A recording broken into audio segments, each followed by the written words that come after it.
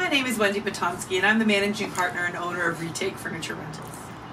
Retake is once again a proud supporter of the Canadian Film Festival and is working to contribute to the Canadian film and TV industry by making it an easy and sustainable place to do business.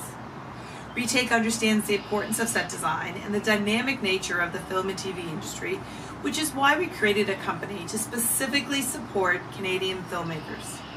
Retake provides sustainable short and long-term furniture rental options to meet production schedules and product needs. Our in-house upholstery services can tailor our product to meet your set design requirements and match your color schemes. We use sustainable approaches to minimize product going to landfill when you no longer need the furniture on your set. Retake can also assist you in setting up your office with sustainable alternatives to keep your team working safely as we all head back to work during this unprecedented time. Our goal is to help you create memorable sets. Stay safe, everyone, and enjoy the films and shorts at this year's Canadian Film Festival.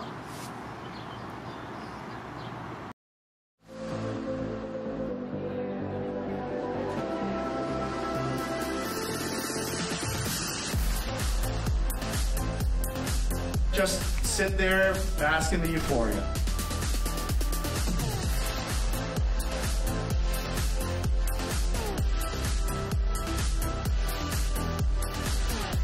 Thank you so much, Canadian Film Festival!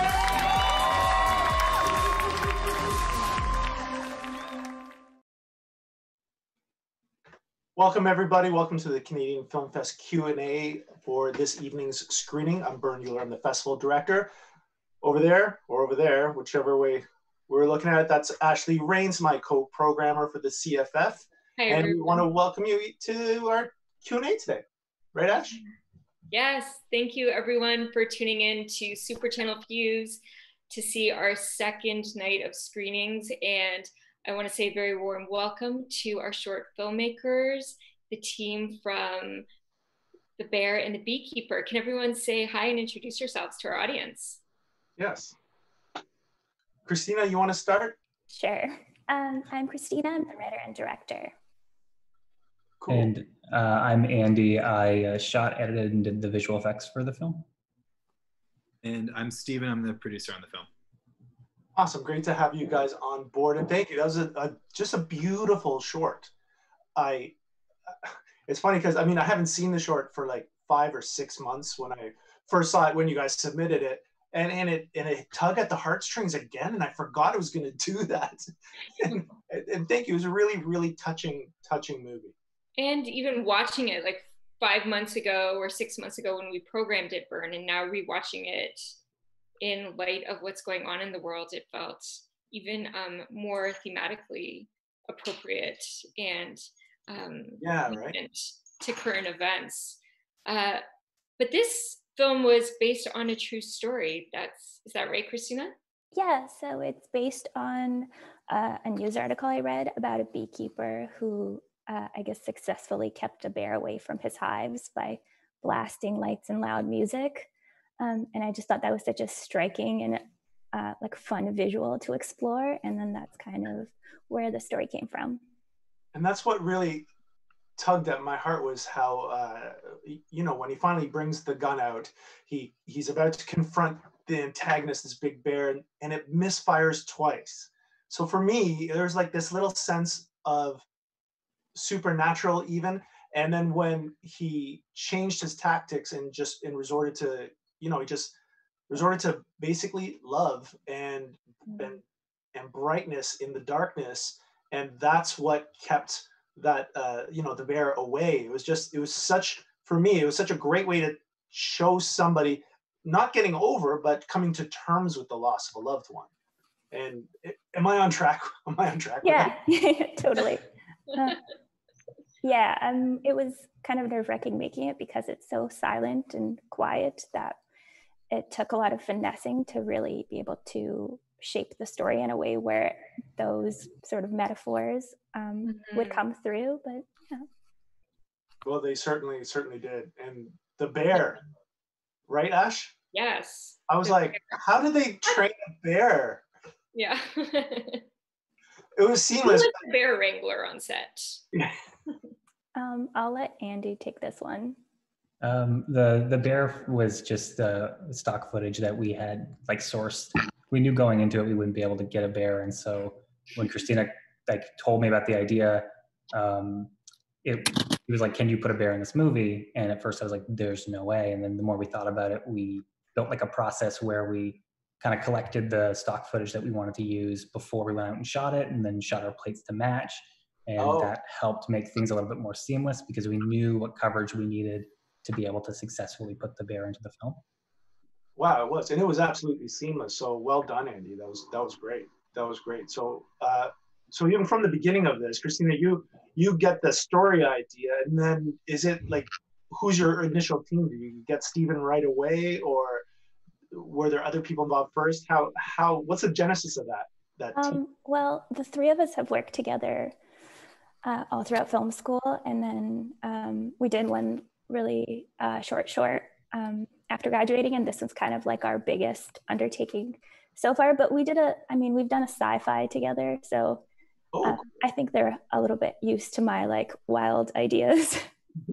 So the Andy and Stephen are definitely the first ones on board, but I know that generally they're kind of on board with whatever I throw at them for the most part, and then we make it happen. So it's worked really well so far.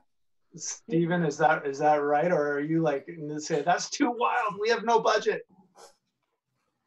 I mean, all of those things. I think like absolutely when Christina wants to make something, she has amazing ideas and I think a really interesting point of view and tone of voice that I mean, why wouldn't I want to work with her and with Andy and with everyone else that we collaborate with? But each project is, it's like we're always trying to one-up ourselves. So, it's always a genre picture, or it's, we did a bit of an about face instead of working with children on this one, which is a different challenge. We're working with, a senior gentleman, and we're shooting out in the woods, and there's special effects shots, and, it's raining on the shoots, and, financial challenges, all these things. It's always finding new ways to overcome problems, which is fun, but you always gotta kind of roll up your sleeves and get ready to get your hands dirty with a Christina project. And then under like the category of the challenges and you saying the budgets, one thing that obviously really was beautiful and affecting in the film as well was the music. Yeah. So, and I think everyone watching the short probably has a memory or some kind of relationship to at least one of those songs. How did you decide that those were the songs you were going to get? And then how did you afford that? Yeah, and they're all by the original artists too, right? Yeah, They so weren't covers. There, two of the three songs are public domain, luckily. Oh. And one of them we were able to get the festival rights for fairly. It was, cheaply compared to what we were expecting. We didn't think we would get it. And we just reached out, and it ended up being a lot more affordable than we anticipated being. It was still a chunk of our budget, but because the movie is so silent, we really, it would have been a big sacrifice to lose one of those powerful songs. And luckily that was In the Still of the Night, which was the one song you knew from the start that we wanted to use. Like we played it on set when the actors were dancing at the end of the film. Yeah. And so it was kind of always this thing where it was possible that we might not be able to use it. And it was definitely exciting when we found out that it was going to be able to be in the film. So did you say this is your second short film? No, so this is my second short film outside of like a school setting. I think this is my fifth short. Oh. Well, congratulations. That's it's a phenomenal short. And are you working on anything as a team now moving forward? Projects coming up we can look out for? Yeah, I'm working. I'd like to tackle a feature at some point. I know things are kind of, this is not the time, but it's a good time to write though. Yeah, exactly. So we're definitely going to collaborate on something at some point, but we're still working on kind of the script and developing the ideas, and yeah. nothing concrete yet. Well, that's good to hear. I mean, I know I speak for Ashley on this one, where I have to say that we're looking forward to anything you guys do again. I mean, you really know how to get to the heart of a story and the heart of a character. So thank you very much for bringing your movie to us. And right, Ashley, like, wow, sorry, I'm all emotional still thinking of him dancing with her at the end and then dancing by himself, but he's still happy. Just phenomenal. So thank you guys. Thank you. Thank you. Beautiful. Thank you so much for submitting to us, but also coming with us in this virtual experience too. Thank you.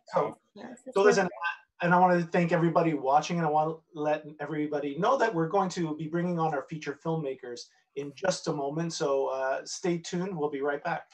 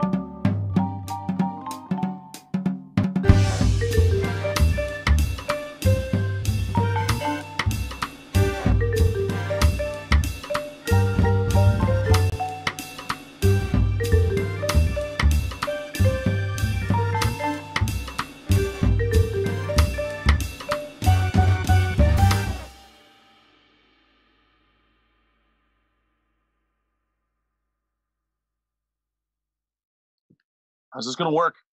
Hi guys, we're back. We're back, and we're back here with the filmmakers behind Alone Across the Arctic. Gentlemen, welcome to the CFF as presented by Super Channel this year. We're so happy to have you on board. Thank you for having us. Yeah, no problem. I mean, I know you guys have already had some successes in real person film festivals right before COVID hit. You were at, was it Whistler you were at right before us, or was there another one before that? It was Whistler. Whistler was our big world premiere. Ah, okay. Excellent. Yeah. Excellent. Well, we're glad that you stuck with us through our transition into virtual land here, down the rabbit hole into the matrix. But here we are, and what a journey. What a journey. I mean, for you guys to make the movie, obviously, and also the actual journey. So how was that? And who came up with that idea, and then the logistics behind it? Who was, I mean, for me, that's just an enormous undertaking. And so how did you figure that out? Because I know you couldn't be there with Adam the whole time. It was, I mean, with or without the film, Adam was going to go on the expedition regardless. So it really was, I mean, looking at the big picture, it was us basically just riding on his coattails with the expedition in hopes that there would be a film in the end. So, I mean, luckily in the end, it worked out into a picture. And yeah, it's a crazy feat that he did. Yeah, insane. I mean, it's great because I always, you know, being a good Canadian, I want to explore Canada. I'm like, what is up there? Like right up there, like where Adam went. Now that he went up and you guys documented it, I'm like, oh, I would never have been up to that task. Like, not even for a weekend. The mosquitoes alone in some of the places, right? Yeah. So how much of that did you guys experience when you did go up north, and where was it that you went up north? Marty, why don't you take this one?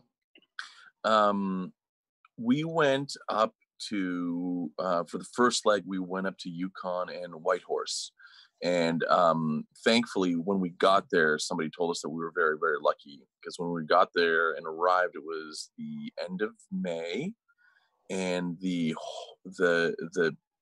insects and the bugs and stuff like that haven't started settling in. So we almost caught in just under the wire of horseflies. But as you could see, like very early on in Adam's journey, when he sort of started going down the river, he got affected by them basically for the rest of his journey. So we kind of came in under the wire. We were there at a dangerous time because it was when the frost was starting to thaw and all the sort of, the vicious wildlife started coming out, like grizzly bears and black bears and what have you. I mean, the grizzlies that we saw in the movie, those were the smallest that those bears will ever be. And I remember Adam telling us that that's like, that one right there is about like 850 pounds, and it's going to grow up to 2 tons, which is basically the size of like an F4, like a Ford F-250. And that, it's like when you stop to get an image, you're sort of faced with, oh my God, this is beautiful, we need to get this shot. And then immediately in the same breath and thought, you're just like, we should keep driving the car because I have a 3-year-old at home and it's for the best. Yeah, we always had to have a spotter. Anytime Marty had his eye in the lens, somebody had to be facing the other direction. Really? Yeah, absolutely. Wow. So yeah, I just couldn't do it. But that, I mean, you got to visit some amazing, I mean, where else did you go up north? So Yukon, and then also here, right? Yukon, Dawson City. We took the Dempster Highway to Eagle Plains, which you can find on Google Maps. It's like a pretty remote place, but stunning views. Population of 14. Yeah. The Arctic Circle, and then past the Arctic Circle into Northwest Territories, and then where we left Adam and parted ways was at the Peel River. Yeah. And is that north of the Arctic Circle? That's north of the Arctic Circle. So cool. And then, so Francis, how do you direct a documentary when you're not with your subjects? Yeah, I think somebody told me, it's like, is this like the first ever film that's filmed mostly via satellite phone? So yeah, like it's true. I directed Adam via satellite phone. And one of the challenging moments for me was obviously trying to direct him. And and there would be times when I wouldn't hear from Adam for weeks at a time. So I would then text his then fiance Alexia, just to kind of get a sense whether she's in contact with Adam. And sometimes she wouldn't be, but the times that she was and I wasn't, I was basically directing or giving my director notes through Alexia to give to Adam. So it was like the times when we would communicate, it was on and off. But I mean, the expedition aspect at the time for Adam was low in his priority because he just, like it's a race against time, right? That was his top priority. So and is that because sometimes wherever he maybe that, even though he has a satellite phone, it just won't work where he is, or was it just that he was just hell bent on keeping moving? Is that what you mean? I mean, there were also times when it was when the sun wouldn't come out, so he couldn't really charge his batteries. So yeah, there was a lot of inconsistencies. There was actually a lot of also, I've never said this before, but lost footage. So it proved to be a really great challenge, and just, I mean, imagine making a film and not seeing him for weeks at a time and getting the memory cards after several months, and it's like, here you go, make a film. It's like, so how did you start that process? You get all your footage. Where do you go? So when we dropped him off the Arctic Circle sign, Barkley was there. He actually drove us the whole entire time from Whitehorse all the way to the Arctic Circle sign. Marty was there. We were like the skeleton crew to drop him off the Arctic Circle. We took that opportunity to shoot all the beauty shots, knowing that we needed to create like a early preview to kind of gain interest with networks that wanted to be involved. So we really took that time to shoot everything as much as possible, and Adam's interview at the time. And then off he went. He was alone for several weeks shooting all the stuff. Marty and Mike actually trained Adam to how to use the cameras.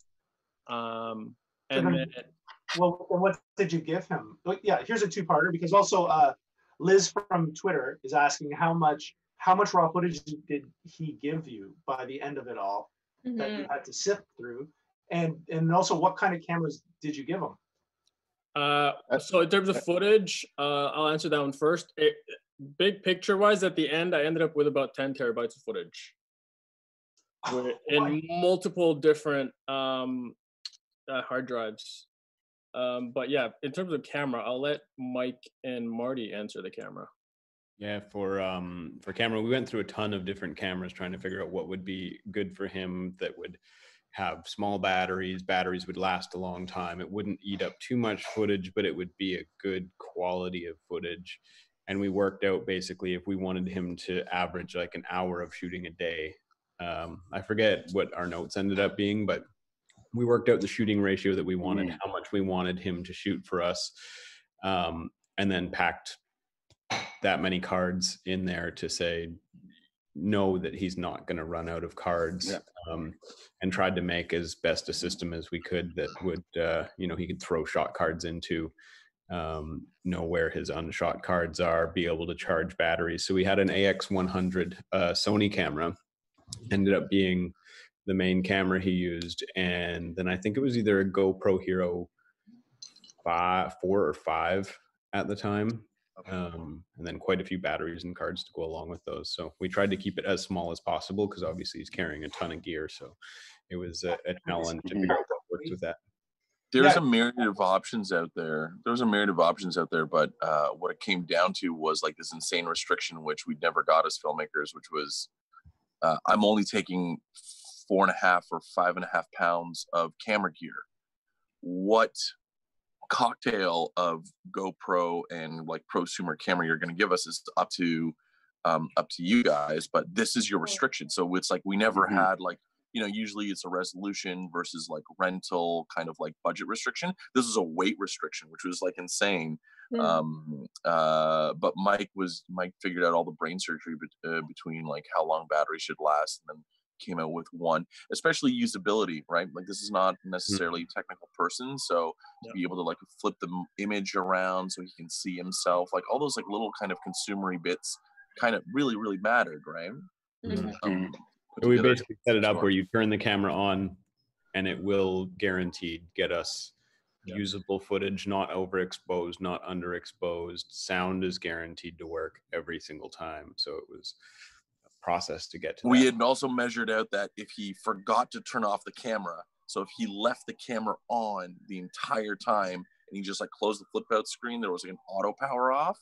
So we had gauged our battery proximity time by that. So it's like if the camera was on the entire time and it was just on the standby mode of the camera's sort of own volition, how much batteries do we sort of give him? Yeah, and I guess you have to factor for that, right? Because he's obviously got he has surviving on his mind, so you can't blame a guy for getting to flick that on-off switch. Yeah. Wow, that's yeah. There was this great moment right at the Arctic Circle sign where Marty and Adam were negotiating camera gear, but reverse negotiating, where Marty's asking Adam, "Is this? Will you take this? Is this acceptable?" And Adam's saying, "No, I want to put this much back," and Marty would take a little portion more and say, "Okay, how about this?" And sliding camera gear back and forth across a picnic table. And then I remember at the end, I tried to get him to take a Sharpie to mark his cards, so we had a little bit of system. And Adam wouldn't take the Sharpie. That was over the weight restriction. Wow. Yeah. We have a question from Bonnie on our Facebook, and she wants to know, was there ever a time that Adam felt compromised by his health, for instance, and did he ever consider terminating the trip? Health-wise, the only major thing that almost hindered him was losing a toenail, but even to him, it wasn't even really a big deal. It wasn't a big deal. I'd be in the hospital. I'd be like, just cut it off. No, it was do or die. Like, Adam is a very intense person. That's the reason why he lived to tell the tale. But there was a second part to that question. Questioning whether he would quit at some point. Yeah, did you ever think, I'm done, I'm out? I remember along the Coppermine River at the second supply drop where you see the plane kind of land in the water. I was in that plane with Pablo Sarvanja. He was the drone guy in the second leg. He's from Yellowknife. And I remember after the fact, Adam told me that, as soon as I saw that plane, you know, like I couldn't help but think that maybe I should just go home at this point, and I would be, this is his words, I would be very satisfied if I were to quit here. And I said, well, no, you can't do that because we're only at the second leg. So I know he was just being very uninhibited at the time when I interviewed him along the copper mine, that he almost kind of caved, but knowing him, he was just saying that, like he was going to see it through. So And that then was on really the the other side, Francis, did you ever have a moment in this where you're like, what am I doing? Yeah. Here, this is crazy. I'm trying to think of other ways to answer this question. I mean, the post stuff was challenging because, you know, like it really was tough because it's not, I try to get my hands both on scripted and non-scripted projects, and this falls under obviously documentary, and anything really could happen. So I mean, I thought about times when if Adam were not to make it or something major happened, I made the commitment to see it through and make something out of it regardless. I mean, maybe like I even started thinking about maybe it's just a short film in the end if we don't have enough footage. But thankfully, it's not a short because we, as filmmakers, we all want to graduate from short films, right? So this is like the big graduation. Is this your first feature, Francis? Yeah, it is. Congratulations. Thank you. But then you had to go through 10 terabytes of footage, and that in hours, that's probably 7 billion hours of footage. So how do you get how do you approach that mountain of footage?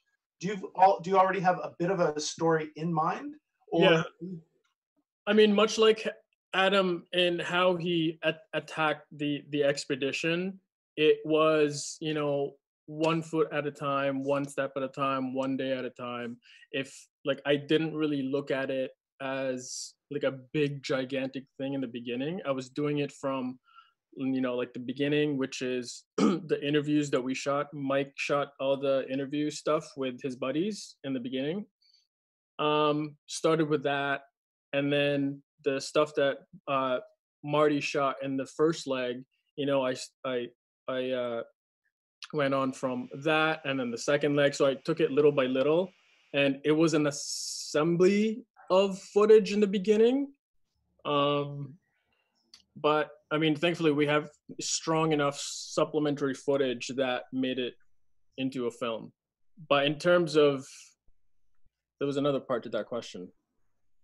Well, just, I mean, I think you're answering it there. It's just, how do you approach a mountain of footage like that? I mean, you know what?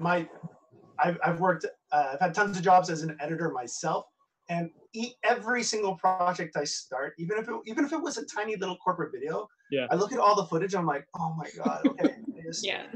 Okay, and I force myself to take that first step, let alone what you guys must have gone through with all this mountain of footage. Is just, and then how long did that post, even just the editing the story together, how long did that take from start to finish? And that not including color correct or sound or anything, just getting the story.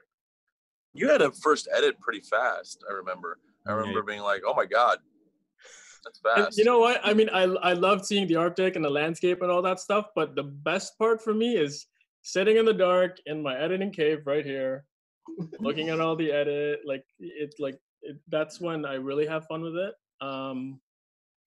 Yeah, like it.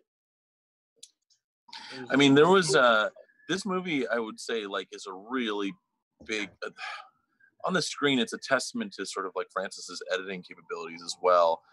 Unlike other films where you have the ability to kind of use sort of like cinematic tropes and mechanisms to sort of like push either emotion or kind of like story plot points ahead. A documentary, obviously, you have to be a little bit true to the course of the movie. On this one, like one of the biggest challenges was we had an explorer who almost, when he gave us notes for the edits, gave us an almost Dada-esque kind of like an answering fireback range of saying like, you can't use that shot there. That's literally 100 kilometers difference. Oh. Or that animal doesn't belong in that sequence there. Or it's like, you know, if you wanted to sort of even do something like an emotional act break, which is put a drone shot of like some beautiful vista or landscape where you to break up the footage or kind of like get the audience thinking of like where he is in a headspace. We were a little bit kind of like forced to kind of go down this, like I said, this very Dada-esque kind of journey as well, of like where it was chronologically in his journey, in his timeline. And so you talk about this mountain and these annals of footage that we have, but in the end, it's just like Francis said, it's like it's a step at a time, and then you only have a certain amount of footage plus or minus from that moment that you can use, or else it's just like it's not true to the story. So that's another kind of like tidbit that it's like nobody's ever going to know, that it's like everything is chronologically like succinct and perfect and like and true to exactly where we are. There's no kind of like gimmickry or magic or anything like that, right? Yeah, because I guess with those limitations, then what you're saying is it definitely makes it more complicated in storytelling, but as a result, it also does keep really hold on to the authenticity of the journey itself, right? Yeah. Wow, but yeah, that's got to make it complicated when you're like, as a storyteller, no, I want people to soar like an eagle in this part, and he's like, no, you're underwater, you can't do that. Right? Yeah. Wow. Early in the process with Adam, we knew in the beginning that we wanted to tell a different kind of adventure story, and we were pretty consistent in seeing through like a very simplistic adventure. Simplistic, you mean as in like there's the goal here is to reach the finish line alive. Yeah, and just not die. like no crazy stunts, no red herrings, no like there was one moment at in Baker Lake when I think Mike, you probably remember this.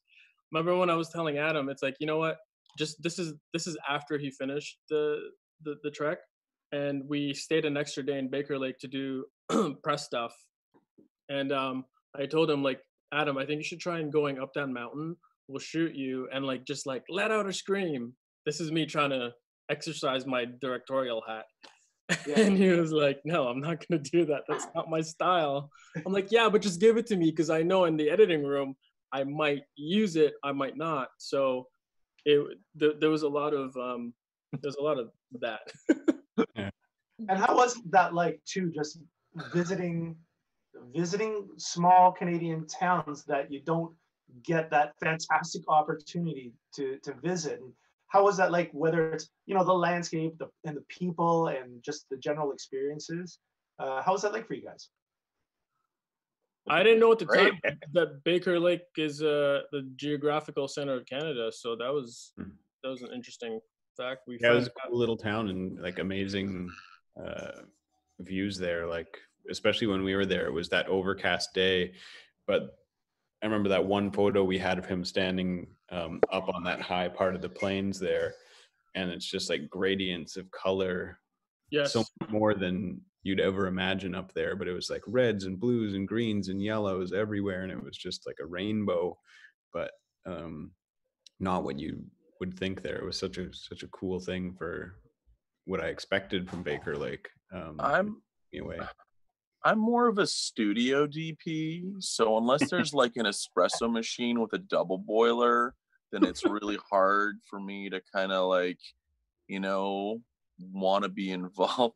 I'm kidding. It's I mean, like, in what other art form do you have like this insane opportunity to visit sort of like your country? Yeah. And it was like, it was an insane, beautiful experience. It was like, you know, you get to go to the other end of the earth in your own country and sort of see the vast beauty. There were so many sort of moments where, I mean, on the first leg, which was Francis, Barkley, Adam, myself, and Adam, and you just sit there and you just look at this vistas and you're like, oh my gosh, you're just like, you're so insignificant. And it's like, these vistas are insanely stunning. And it's like we kept saying there's nothing to look at, but we can't stop staring at it. Yeah. That's awesome. That's awesome. Yeah, it was a real privilege. It was a real honor to be a part of this project. We had so much footage actually that I had to compile a little like short film. It's the filmmaker's perspective. It's 16 minutes, and I think that's going to be a bonus feature at some point. It's going to come out at some point in some streaming platform. Very cool. On that note of your film coming out, I know pre-COVID-19, you had a phenomenal theatrical release set for the film across Canada. Yes. Where does that stand now? What's going on with the film? I mean, it really depends on what happens with the world, where we're at. Mm-hmm. Our theatrical distributor is Demand Films. We are still set to go in August. Mm-hmm. So, I mean, let's hope that still happens. But, you know, like, as you guys all know, like, given the times, the order of release is really unique. It's like the streaming happened, and then the festival, and then the theatrical. No, right? Yeah. But I think you guys everyone has done such an incredible job adapting to the times. So before I forget, I just want to say, like, great job, Ashley and Bern and Jen. Yeah, kudos to you guys to be able to adapt so quick, because it was just like from one to all of a sudden, no, we're still going ahead with it. It's an incredible feat. So congratulations to you guys. And yeah, the lineup is way to go, fantastic. guys. Way to pull it together. Yeah. Very nice of you guys to say. Really appreciate it. It's really an honor, Francis, to have your film with us. It's been a long time in the making, and as we were saying pre-Q&A, we were at Whistler together. So excited for your screening in what would have been March, but I'm really, really honored that you came with us into this space as well. For the record, our world premiere was originally CFF. Yeah, I know. But life happened, and then Whistler happened, and you know the rest. Yeah. Now we were able to show your movie across the country. I know, which is really like phenomenal and exciting for Bern and I that your films are being seen across Canada rather than Toronto audiences. So absolutely, we should thank iTunes as well for the support that we had a month ago, making it part of their Earth Day feature, and just championing it the way that they did. Yeah, that was really cool. So you guys had a lot of press on that. A lot of It was awesome. The timing is really interesting too. Everyone's in self-isolation. The film has "alone" in the title. I know. Everyone's like, the timing is incredible, actually. Yeah, right. So anyways, guys, so listen, we'll wrap it up now, because I think I got all my questions off my chest. Thank you for taking us up north to places where I've always wanted to see, and I really hope that I will see some of those places soon, not to the degree that Adam did, because I'm just not a real man, I guess, but it was a really amazing journey to go on. And so thank you very much for doing that, taking on that undertaking, and bringing it here to the CFF on Super Channel this time. So thank you very much. Let's just say goodbye to everybody for now, but I hope to see more of your guys' works in the near future. Well, thank you. Thank you, guys. And for everyone at home who's watching, tune in tomorrow for day 3 of our screenings. We've got a perfect plan screening tomorrow at 9 p.m. on Super Channel. Sweet. That Jesse Eichman? That's Jesse Eichman. That's right, Jesse Eichman. I know him as a producer, so I'm very curious to see this movie. All right, well, you fantastic heist movie. You'll have so much fun watching this. So awesome. Tune in tomorrow night. All right, cool. Everybody out there, have a great evening. Thank you. Bye.